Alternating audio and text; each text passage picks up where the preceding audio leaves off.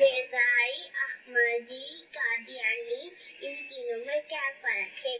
مرزائی، احمدی اور قادیانی ان تینوں میں کیا فرق ہے؟ یہ تینوں ایک ہی گروپ کے نام ہیں۔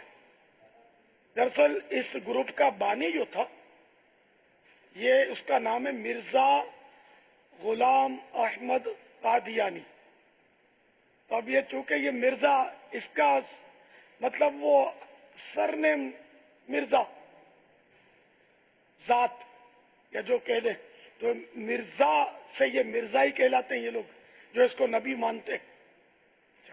اور غلام احمد اس کا نام تھا تو اس کی نسبت سے یہ احمدی کہلاتے ہیں۔ اور قادیان کسی شہر کا نام ہے تو اس کی نسبت سے یہ قادیانی ہے۔ تو یوں یہ لوگ یعنی کہ تین ناموں سے پہچانے جاتے ہیں، مرزائی، احمدی، قادیانی۔ یہ تینوں ایک ہی ہیں۔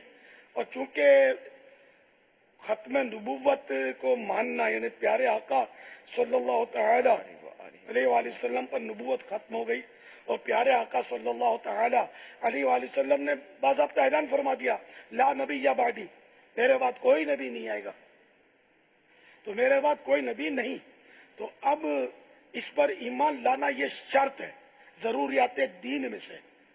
یعنی جو نبوت یعنی کسی کو پیارے آقا صلی اللہ تعالی علیہ وآلہ وسلم کے بعد نبی مانے بلکہ نبوت کو ممکن جانے کہ ممکن ہے کہ کوئی نبی بن جائے، کسی کو نبوت مل جائے، تو وہ بھی کافر ہے، اسلام کے دائرے سے خارج ہے، اور اس کو مرتد سمجھنا، کافر سمجھنا یہ ضروری اور ضروری ہے۔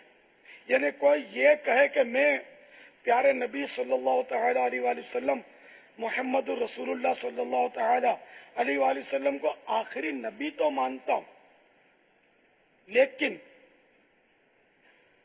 اگر کوئی دوسرا آخری نبی نہیں مانتا، کسی اور نبی کو سچا مانتا ہے، تو ایسا شخص بھی اسلام سے خارج ہے، اس کا پیارے آقا صلی اللہ تعالی علیہ وآلہ وسلم کو آخری نبی ماننا، ایمان لانا کام نہیں دے گا۔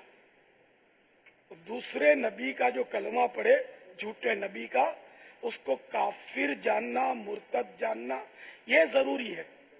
یعنی یہ نہیں کہ وہ کچے مسلمان ہیں تو پکے مسلمان ہو جائے، تو وہ کچے مسلمان بھی نہیں ہیں۔ جو غلام احمد قادیانی کی نبوت کو مانتے